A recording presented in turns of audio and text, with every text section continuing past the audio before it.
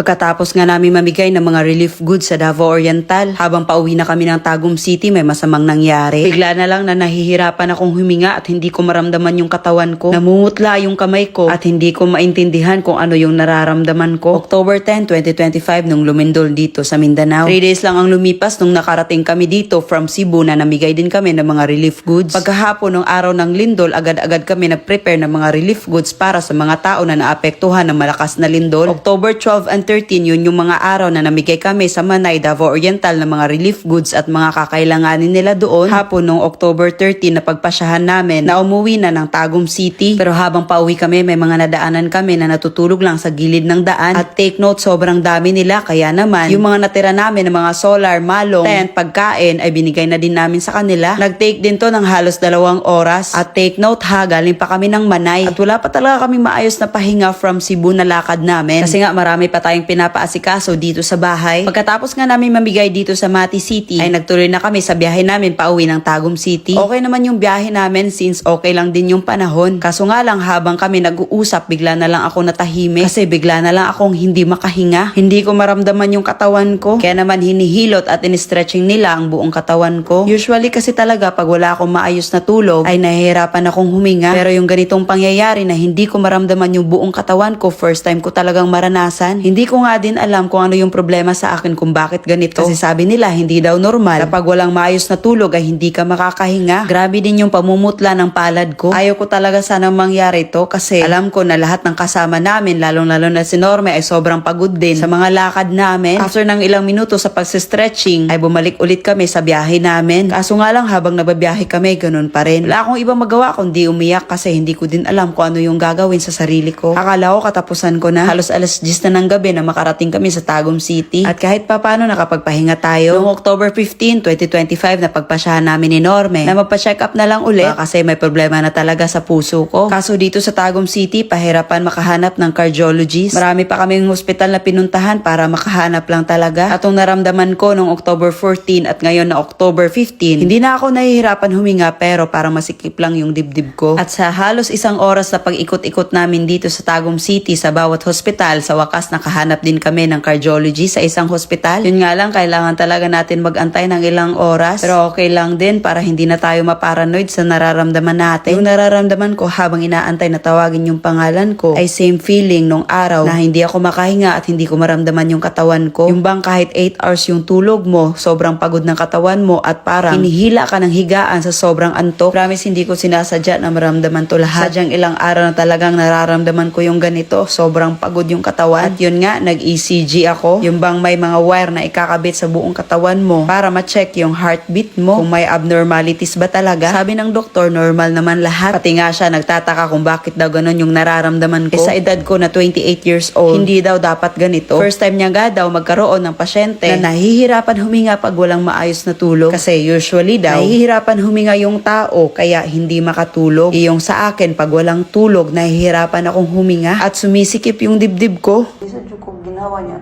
Kanang kapoy na kaya no, lisod ko ginawa pag makatulog ko, okay na, magano. Di ko nga alam kung ano yung mararamdaman ko after ng check-up, kung magiging masaya ba ako or magiging malungkot. Kasi sabi ng doktor, wala namang problema sa heart ko. Pero hindi pa rin nasagot yung katanungan kung bakit nararamdaman ko yung hindi makahinga at hindi ko maramdaman yung katawan ko. Madalas din before ako natutulog, nangangalay talaga yung paa ko to the point na magiging rason siya na hindi ako makakatulog ng maayos. Pero kung tatanungin nyo kung kumusta ako ngayon, ganun pa rin. Pero siguro hindi lang talaga pwede na late na tayong natutulog. Kaya kayo, ingatan nyo din yung mga sarili nyo ha.